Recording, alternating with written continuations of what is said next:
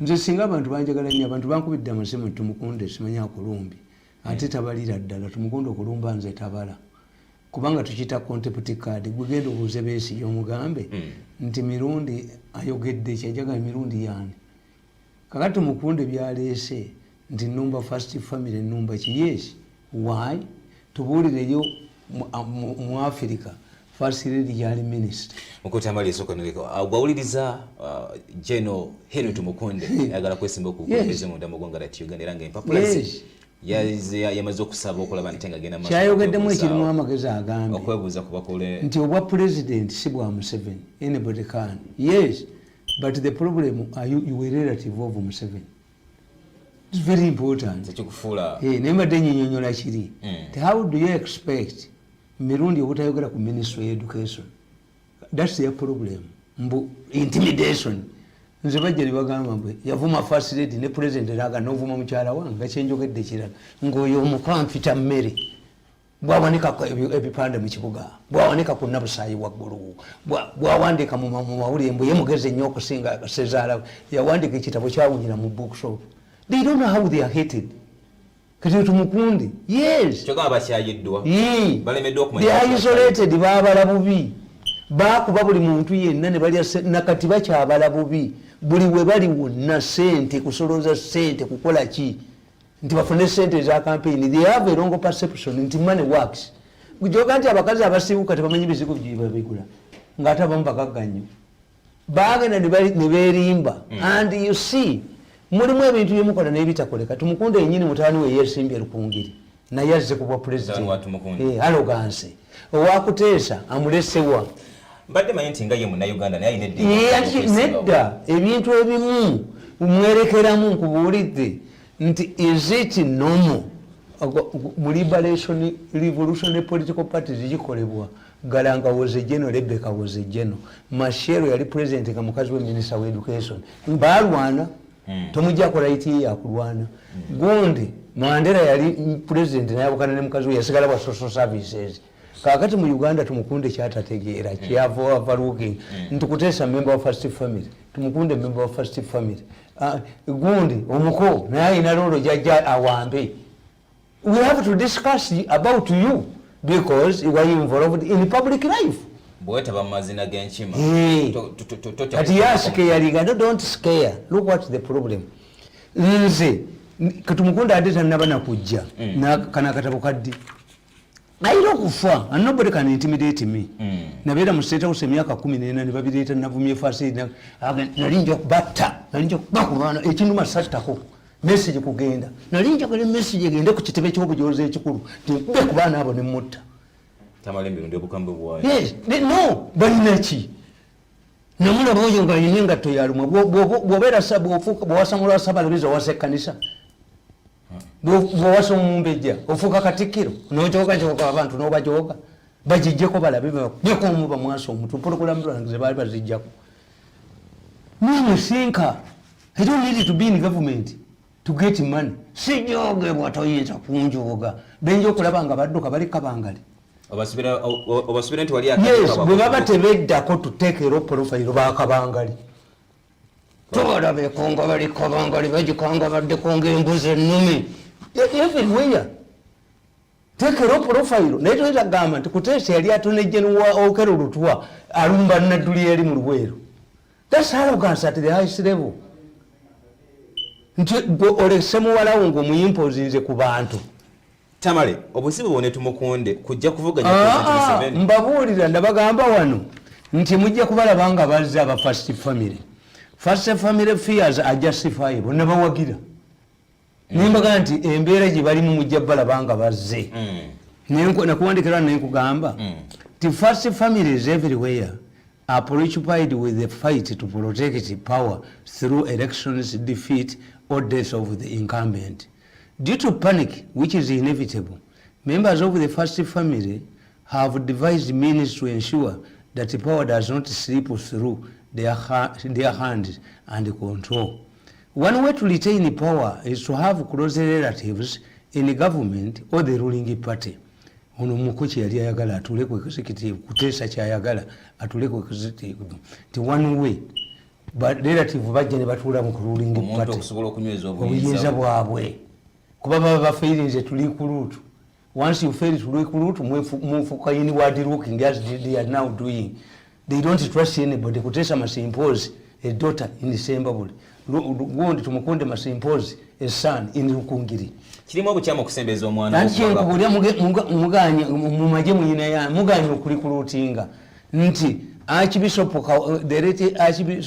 Kawuma olowooza teyaleka mwana mwawule yafuga Namirembe Kazimba mwana wani muba mulemeddwa naye nkugamba one way to retain power is to have close relatives in government or the ruling party. This however must occupy those positions that produce leaders in case the incumbent dies.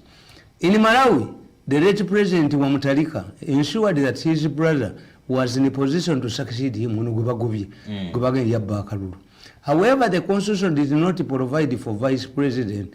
Joy Banda became the two had run with. Kakati ono yaleta muganda we namuwa prime minister ng'ategedde nti kansa amulya ne balwanagana ne vice president agira ku ballot yimu tebaawukana elections ezibaawukanya ono Banda Wamutalika yaleta muganda we namufuula prime minister akuume ki akuume Entebbe ate ye Poland kyali kizibu nnyo balongo president yali waswa ngono ye kato prime minister kati nafe yagala tuberenga president anti bano kyebakola you don't need to impose yourselves because you have acquired money. Why do you lwaki amagye tegaliimu ebyo lwaki amagye Tumukunde si bagaduumira? Why do you come in politics? Because you have accumulated a lot of wealth and you don't trust anybody to. You cannot entrust that wealth to somebody else. The Kikuyus, it dawned on the Kikuyus that the Kikuyu could not succeed the Kikuyu. Kubanga bawaddani naffe batukuba. Another important factor was the younger Mutalika was popular in Malawi. Yaleta wa Mutalika ngali popular. Nga inane sente ezibanka rulinga an election campaign. In Uganda, members of the mafia gang lack a leader with such a political rallying. Tebamuyina. Kuba bonna abawandikira akatabo nti abange the story of a malicious footballer yakubaba ne bonna naffe ne batukuba. Tubogerera bubi buli we tubeera tubogerera bubi. Ate Museveni yena ajaba mugezi tebategeera politics wa Museveni. Do you know that my contract was renewed 6 months before it expired? Contract ye bajongera emyezi mukaaga ngati ne bakuba yibajongezeza yesterday kigeza byokolera omukulembeza abisi lwaki ye Tumukunde avaayo n'agamba atanti kakati mulinnye mu nsali kamu the only person who can confront them nditeeka ku ttaka batteyo omuntu omubalabe bategeere ensi bwe yabakyawo naye nkugamba nti a leader members of the tebalina muntu the group is seen as a bunch of criminals. The Ugandan mafia gang admires its Kenyan counterparts. They exaggerate the use of money in politics and they have failed to examine how the Kenyan mafia has got money.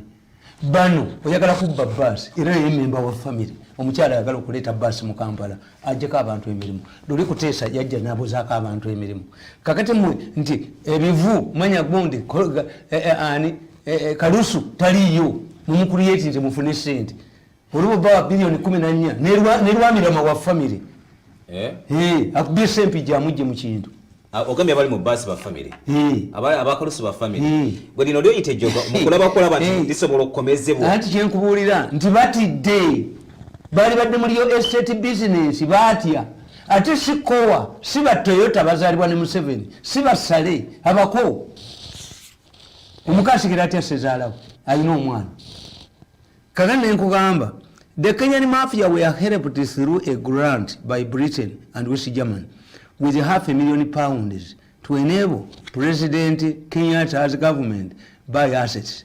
Banobo sente bazijje mu abantu babanoonya. Abe Kenya bo government ya West Germany ne Britain zateekayo grant ne bagula ebintu bino kubagwira ku bazungu ne bagenda. Bano bo banyaga abantu babanoonya ekiseera kyonna yababasi bamunoonya omwasi omutwe. Ko babye ku bantu you create oyigiriza abantu nti otaddewo company nti emmotoka za Uganda zikoona akagere buli mwezi mbwe motoka tuzitwale bazichecking kyani kati in the process of getting money, squeezing money from the public, they have become unpopular. Buli akola nabo bamujoga, buli akola nabo bamujoga, kati be bayina okuvayo batu mukundi tebakasoma nabaga nti Kenyans do not cry or claim on these assets because they had gone through harsh times and lost a lot.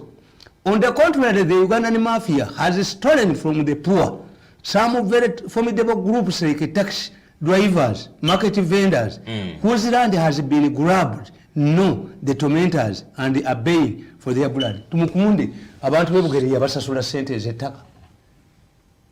Hey, kakati wenaanza ki? Buli bawulira erinnya lye Tumukunde bawulira ki? Kubanga mwajja muki? Mu politics. You are part of the problem. Ojaga akati nga bikononekedde. Tebaplaninga. There is not a plan. Omukazi mbadde nkibuulira abadde mbagamba nti omukazi omusiru aloga abaana babajja be bonna ne bonooneka nti ababe bakole ki? Ne bafa nga kitaabwe tannafa. Kati obusika bulaga ate muki? Mu balamu be. Toyinza kuba n'ogamba nti gwe oli mukazi waka naye balamu bo bonna tolina gussaamu kitiibwa. Kikisoboka naye kugamba another method is wait ne betukola ekintu kimu. Another method is where a leader chooses to close confidence and puts them in government as possible successors. For example, Nyerere kept former Prime Minister Sokoine and Salim Ahmed Salim. When Nyerere realized that Tanzania needed a fundamental political and economic shift towards capitalism, the two bonna yabajjawo nkuga nti enkola endala ey'amagezi President Museveni yasobola okuleeta abantu babiri era bakireeta ku Tumukunde n'ayumba muwandikako mu katabo kange akalamu mu 2012 nti Tumukunde bagamba nti singa ekisanja kigaana tuleete embabazi ne Bukenya bafulootinge possible successors. Tumukunde n'ambuuza nti abo bempulira be balonda nze bampita migugu nti nja kuteekebwako ate alaba alina obusobozi atalekeddwa kibakitegeeza nti nakulembeza kakati nenkugamba nti Nyerere ye yakwata Ahmed Salim n'amutwala mu African Union n'akwata Sokoine n'amufuula Prime Minister naye bwe yategeera nti eggwanga lyetaaga shift ku socialism lidde mu capitalism Sokoine bamutya mu accident ono yagenda okudda Tanzania nga takyabitegeera n'aleeta Ali Hassan Mwinyi abatalowooza where naye mwe ne mulowooza ne political party NRM naye mugiwamba ne mukuba Lumumba ne mukubani yonna muwambe muli baki ayo separate yuziti ankole kingdom singa jeno Tumukunda asalawo kubanga azze mu mukolokano omulaba wa mukalulu ka 2000 tasobola kufuna bulungu 2000 tamale nkugamba finally some leaders nkugamba nti finally some leaders resort to their former opposition leaders. Is it what Museveni is planning to do? Dr. Besigye strategy for this to protect the interests of the Western elite. This explains why he has managed to succeed where other opposition leaders have failed. He gets funding from the allies in the government as well as the mafia gang. Although his career, Besigye, through his career, Besigye has never been has never attacked activities of the mafia gang and only concentrates on the excesses. Kakati nkugamba nti omuntu gwe bayinayo mu family mu first family who can succeed Museveni is Muhoozi. Yes. Lwakigamba nti Muhoozi. Anti ye Muhoozi empisa ze size ez'abano nti Muhoozi mwana mutuyize ejjeno gulaba akuba amasasi mu bbanga alwanira mu bbaala wamulabye nga bishani Tumukunda ye yabatunuulira bwati nkugambye Tumukunda has featured prominent in land in Kayunga featured prominent Tumukunda balayisa n'abajjawa in fact the person with who can make Tumukunda servings amagye navayo ngali ku clinic nkubulidde Museveni yamusiba mu komera emyaka emeka tekinesonga kibasegeza nti bamwegereza agenda okufunga tayina musango kaka bamusiba emyaka 10 mu komera yihi akoze bwazaba koledde tekinesonga kine ensonga tojoga abantu mbo tekine ensonga kine ensonga They take people, they think that we are robots. You can humiliate him and almost throw up assassin and coming out. I'm at home. You are renewing the contract, but I'm at home. I'm doing my own things. Emiaka mukaga singiranga ku mu office. Never enter that office. It was, my appointment was a humiliative appointment. Ng'omukoya jingi ni yalinga. Mbudafuma nazalawo. Katika ambala gekonti mbeerawo. Tunakolera mu ndala. Let us preserve our lives. Nabaga nti once you see a drunkard in a bus, ng'ogenda mu swala, muviire. Kubanga ajja kuwogana addire gundi ejjuba omwenge. By the time you arrive at the mosque, buli omu akujooge bakube nti obadde onywa omwenge. Naye wano mbagamba nti gundi bano the future is bagamba kyebaali mu okutegeera abo ba Tumukunde. Nkugamba nti the future is protected by allies, not being self-centered the way they are doing. The state is not a monarchy. Forming political alliances means remaining neutral. However, in the case of Uganda, many of those who had a misfortune of working in the state house have no kind words for members of the first family. Nodira n'obusayi n'omuwonika waggulu, nodira omuntu n'omuwonika ku nabusayi waggulu, kubanga gw'oli muko nabusayi. President yambuuza ndeke wani nti nabusayi. Najja n'amuleeta n'amuwonika kumula n'amuwonika kumula. Who are you? Who are you who is running government? Who is intimidating you? Mami tayagala Kadaga. Ggwe kuliko ddi? Kadaga tumwagala gwani, are you looking for a family member analabira family yamu? Okwagala omuntu n'obutamwagala kya butonde. Esipika gwani. Tamale nizo kubanga sikwagala. Najja ne bamuleeta nakalima izo nuliko. Nga wali wamulagira nti kuba abantu bonna mu government beteekamu abafe nakalima awunya ne mukama we yamutegeera. Is being for. Buli balaba omuntu ne bamusika yalinga musina asika yalinga abantu. Mwe okukuwa eddagala ng'oli mulwadde n'otalimira olumyani. Yes, you embarked on a self-destruction mission. Abantu babakyayi. Tumukunde tayinza kufuna buli 15,000. I bet my money. Where will you get the votes? Agenda kugira mu kibiina ki? Anti enkubuulira ne bwajjanga individual tasobola kufuna lululu. Agenda kufuna bagenda kumwattractinga nga balowooza nti ayina ssente. Where does Tumukunde get votes? Kagari kankubulire n'ekyokubiri. Museveni tebamutegeera. Museveni mutegeera yani anti bakugamba mu byobufuzi batugamba tulina abantu babika bina, an idealist, a realist like me, a plain dweller, and a mountain dweller. If we want to have a clear view of Namirembe, where do you go? You go to Kibuli. Omuntu ali ekibuli alaba bulungi Namirembe. Naye omuntu ali wa Mutajazi talabanga ku Kibuli. Omuntu ali ekabuusi talaba Lubaga. Once you are near the mountain, you don't see it. Kakati President Museveni abamulinaanye tebamutegeera. The more you are close to a leader, you don't understand him. Museveni tebamutegeera because these are mountain dwellers. Balinaanye bali wa Mutajazi ku ensambi ya barracks ya police ensambi waliwo ayimirirawo n'alaba omuzikiti gw'ekibuli. Ate you must stand at a distance okulaba omuzikiti gw'ekibuli. Owennamirembe ali emmengo mu maduuka talaba kasolya ka Namirembe. Alaba akasolya ka Namirembe ali Nyanama.